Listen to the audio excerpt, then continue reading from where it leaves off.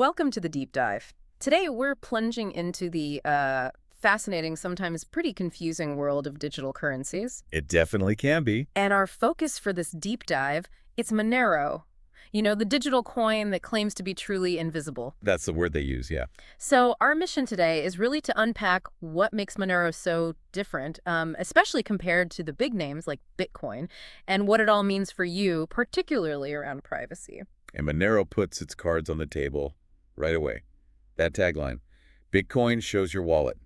I hide it. Okay, I hide it. That's quite a It statement. really is. Yeah. And it's not just like a catchy phrase. It points directly to its core commitment, Which is extreme privacy Yeah. and untraceability in the world of digital money. that promise, hiding your wallet. It sounds almost too good to be true if you're really focused on digital privacy. Right. It does raise questions. They even describe it as the coin your bank can't find, promising no trackers, no history, no drama. Strong claims. Very strong. But how do they actually deliver? What's the real technical difference that makes it so much more private than, say, Bitcoin, where you can actually see transactions on that public ledger? Yeah, that's the crucial part, the how. Unlike Bitcoin, where you can, follow the money trail through public addresses. Which is pseudo-anonymous at best. Exactly. Monero uses some, pretty clever cryptographic tricks. It uses ring signatures. Ring signatures. Okay, what does that mean in practice? Well, it essentially mixes your transaction signature with several others on the network, sort of like creating a decoy group. So you can't tell who the real sender is within that group? Precisely. And then there's another piece, stealth addresses. Stealth addresses. Sounds sneaky. Huh, maybe. But technically, it just means creating a unique one-time use address for every single payment. One time for every transaction. Every single one. So these two things together, the ring signatures and stealth addresses, make it, basically impossible to link transactions back to a specific person, sender, or receiver. And transactions don't link to each other either. Nope. Each one looks unique. That's how they can genuinely claim no trackers or identifiable history. It really obscures the path. Wow, okay. That is a fundamental difference.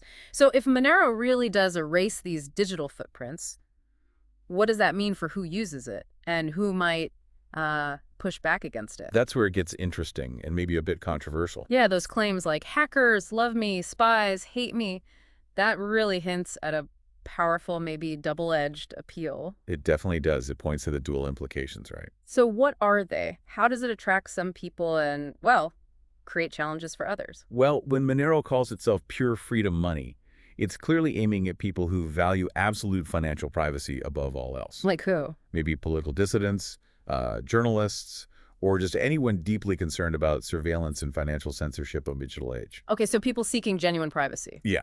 But then that same untraceability. Yeah. It creates huge headaches for, say, law enforcement or regulatory agencies. Because they want to track funds sometimes. Yeah. For security or anti-money laundering. Exactly. For legitimate reasons, often. So the very feature that makes Monero appealing for privacy makes it incredibly difficult to monitor. That creates this inherent tension.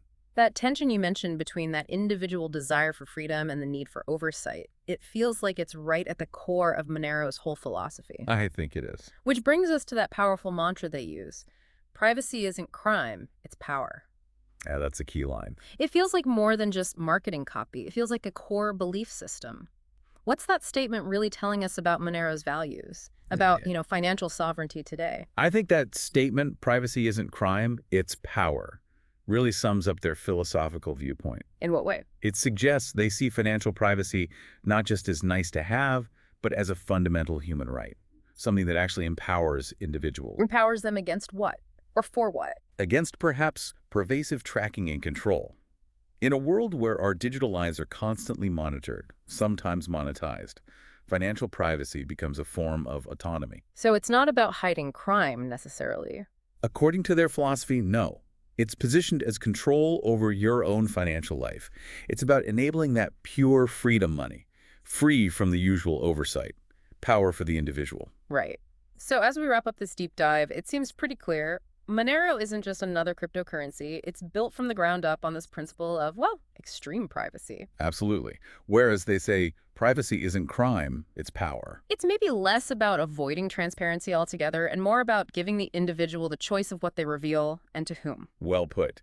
And that leaves us, and you listening, with a final kind of provocative thought to chew on. Okay, let's hear it. In this world that's getting more connected, more surveilled every day, what does the rise of truly invisible digital currencies like Monero really signify? What does it mean for the future of finance? For individual freedom?